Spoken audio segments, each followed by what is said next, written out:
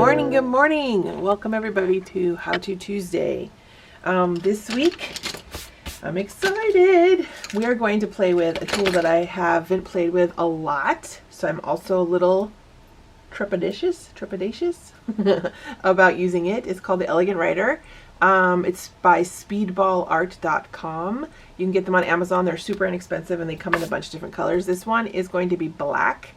And I'm going to show you the magic that this does. Now, this is just the tip of the iceberg of what we're going to do today, because I'm using it to kind of match my style, and we're going to do, I'm going to use my Carbothello chalk pastel pencils.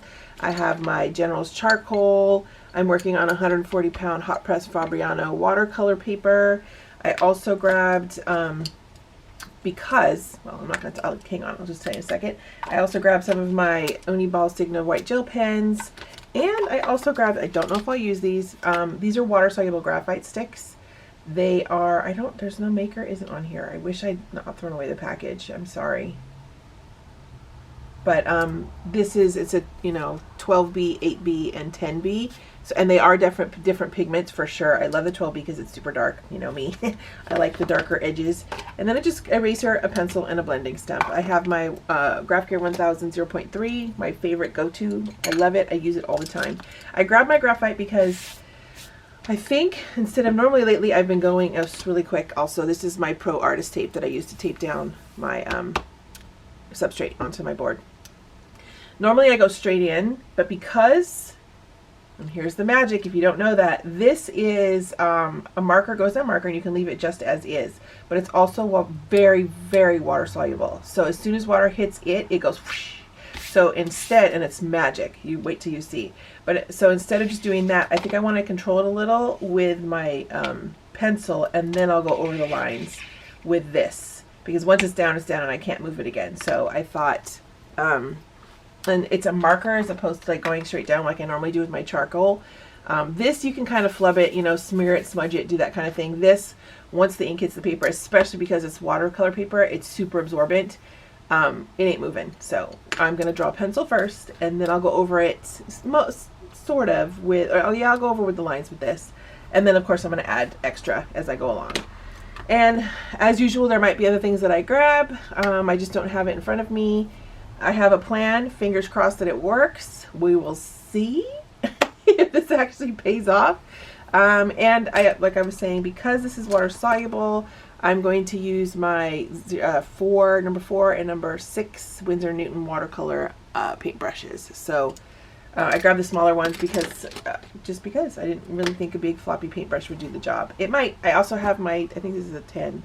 No, this is my 8. I have my 8 next to me just in case I want to make bigger markings. Again, it is marker, so once it's down, the marker line won't move. The pigment will move, but the marker line won't move. I also suggest that you have a paper towel handy because I'm going to show you the magic with that. Actually, you know what? I'm going to do a little demo here for you. I was going to surprise you, but I thought, you know what? Let me do a little demo just to show you what I'm talking about. Okay, so we're going to do some, please remember to put that back, Jenny. I'm going to do some line work. It is meant for calligraphy. It has like a chisel tip on it. Ooh, that was too close. It has a chisel tip on it, so it's meant for calligraphy, but artists across the world, and you might have already seen this in other YouTube channels. I know Karen works with it a lot. I'm just making doodles. So you might have seen this elsewhere, but watch, okay? So once the water hits it, and you want to control like the idea of where you want your water to go, like where you want your lines to go and flow. You might not want all of them covered. You might want a big sloppy mess.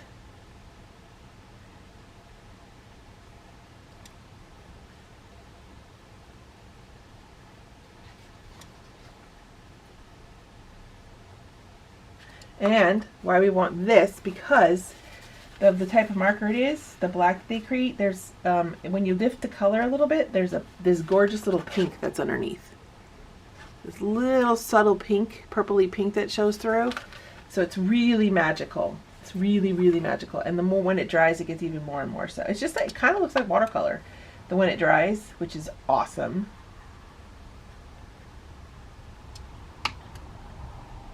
It's just, there's a beauty in it just in its own, you know? Wonderful. Wonderful. Lift there. Look at that pop of pink right there. It's so cool. So that's how this marker works, okay? And then we're going to add a bunch of chalk and charcoal and stuff to play on top of it. All right? So that's how that works. All right, thanks for being here. If you like what you're seeing and you're enjoying the How To Tuesdays, please like and subscribe and click that bell. Click the bell, you get personal notifications. Also, be sure to join us and me over at Next Generation Art on Facebook. It's my Facebook group, and it's a private group, and I have 3 weekly prompts at least every week for you guys to partake in. Okay, thanks for being here, guys. Let's get started.